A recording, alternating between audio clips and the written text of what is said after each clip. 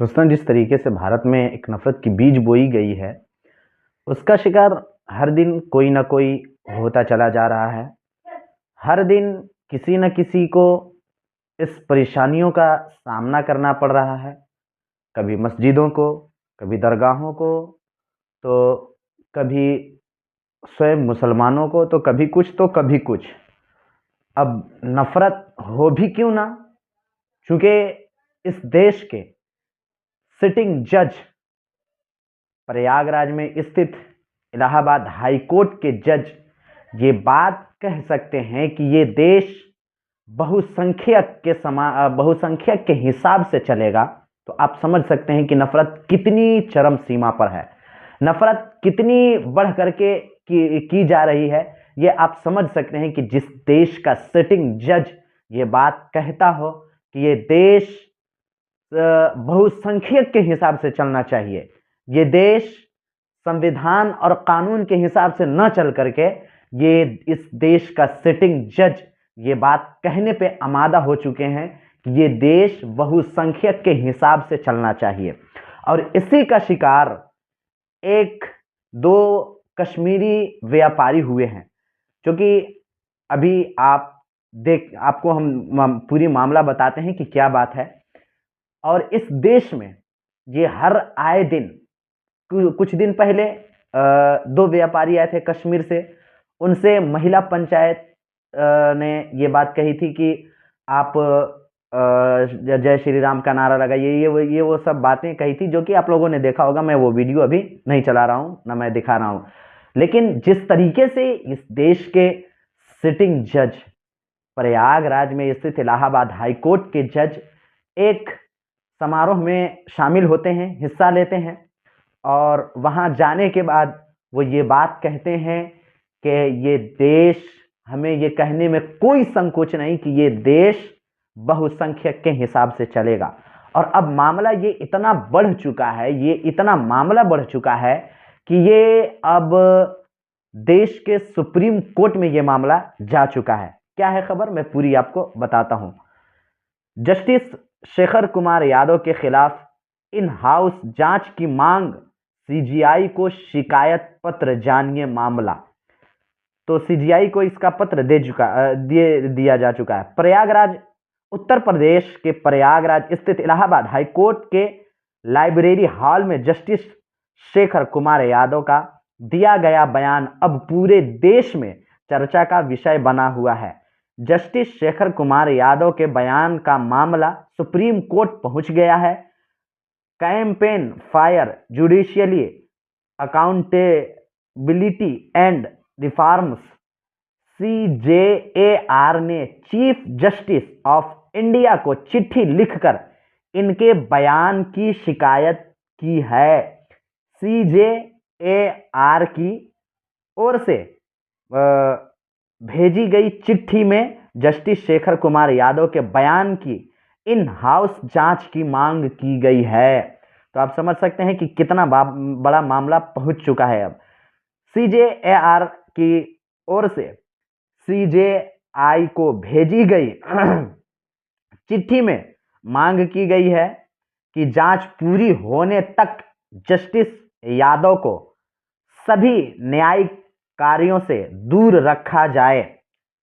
दरअसल uniform civil court पर आयोजित कार्यक्रम में जस्टिस शेखर कुमार यादव ने कहा था कि हमें यह कहने में कोई झिझक नहीं है कि यह देश हिंदुस्तान में रहने वाले बहुसंख्यक लोगों की इच्छा के मुताबिक चले।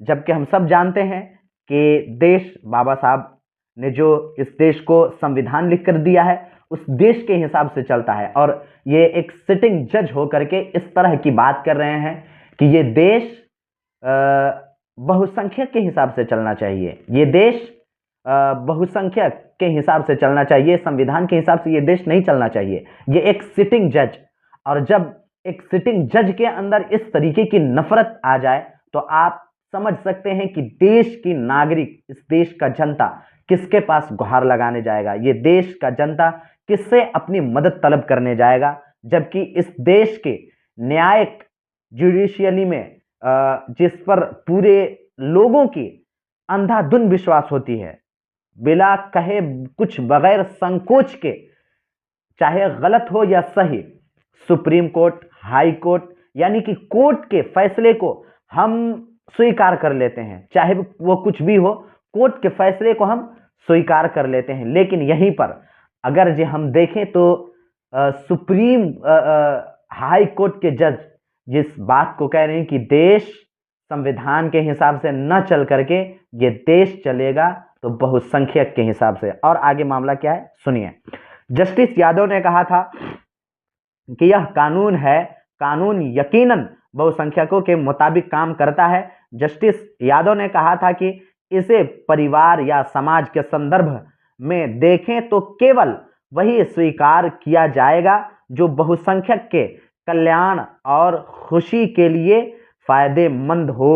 तो आप समझ सकते हैं कि किस तरीके से इस देश के जज को, इस देश के जज भी जो कि आम जनता को किस तरीके से उन पर यकीन होता है, किस तरीके से भरोसा होता है, ये कहने की कोई ज़रूरत नहीं है। ये हम और आप सारे लोग जानते हैं कि किस तरीके से भरोसा होता है।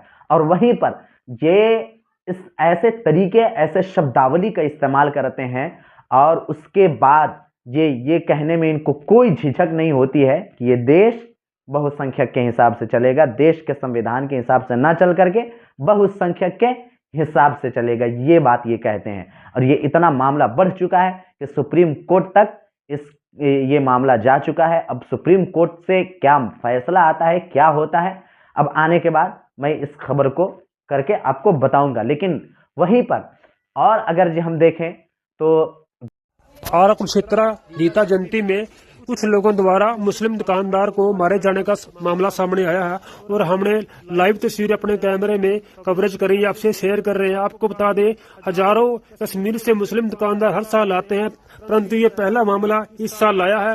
इस वीडियो अपनी राय देना और पूरी वीडियो हम आपको दिखाते हैं।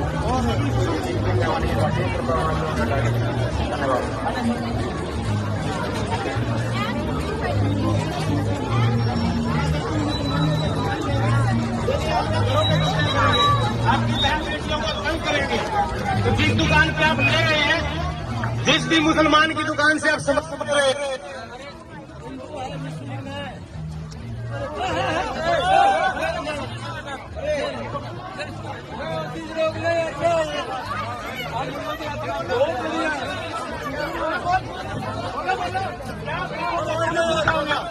साले तुम हमें तंग करते हो, बांग्लादेशी, सारे बांग्लादेशी।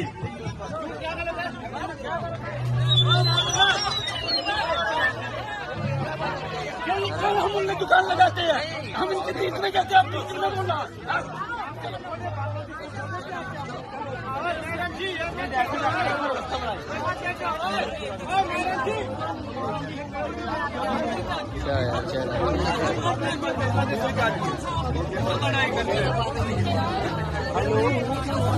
और लोकल दुकानदारों ने मुस्लिम दुकानदार को मारे जाने का विरोध भी किया, आप तस्वीरों में देख सकते हो। और आप इस वीडियो को शेयर करना ताकि ऐसे लोगों पर कार्रवाई जरूर हो, क्योंकि कश्मीर में काफी दुकानदार आते हैं।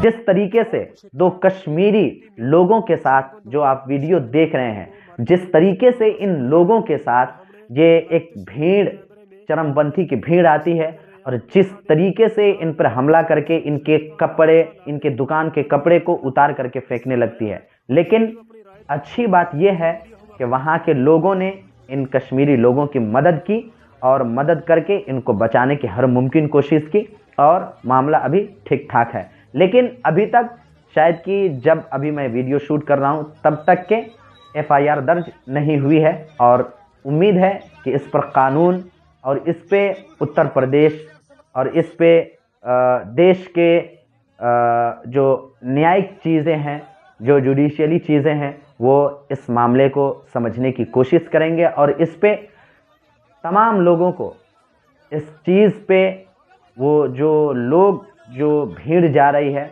उन पे कार्रवाई करके उनको और इन लोगों को इंसाफ दिलाने की हर मुमकिन कोशिश करेंगे। उम्मीद करता हूँ वीडियो पसंद आए, ज़्यादा से ज़्यादा लाइक कीजिए, शेयर कीजिए, सब्सक्राइब कीजिए। मिलता हूँ फिर किसी अगले खबर के साथ, तब तक के लिए धन्यवाद।